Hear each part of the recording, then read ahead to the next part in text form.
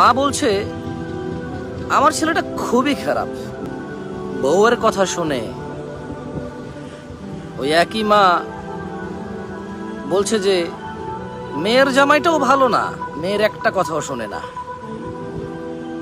বোন বাপের বাড়ি এসে বলল যে ভাইটা আগের মতো নেই, খারাপ হয়ে গেছে, তত্ত্ব তালাশ করে না, দাওয়াত দেয় না, খোঁজ খবর নেয় না, ঈদ চাঁদ কোরবানি যায় জামা কাপড় দেয় না, একটু দাওয়াতও করে না, একটু বিপদে পড়লে হেল্প করে না।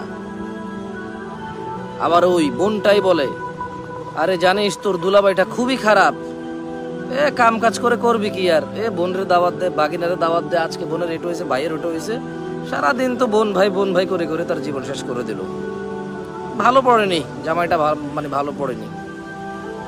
অবাক অবাক করা চরিত্র না? মা তার ছেলের জন্য যে চরিত্রকে অপছন্দ করে, ঘৃণা করে, বদদোয়া করে, কিন্তু মা তার মেয়ের জামাইয়ের জন্য এমন চরিত্রের আকাঙ্ক্ষা করে এবং কামনা করে, দোয়া করে। বোন তার ভাইয়ের যে চরিত্রকে অপছন্দ করে, কিন্তু ঠিক তার স্বামীর জন্য সেম চরিত্রকে সে পছন্দ করে, নির্বাচন করে এবং সে এইটাকে কামনা করে, আকাঙ্ক্ষা করে যদি এমন হতো। সমাজের এই স্যাড চরিত্র আমাকে ভাবায়। আমি সবাইকে বলবো না, এরকম হয়, আমরা দেখেছি।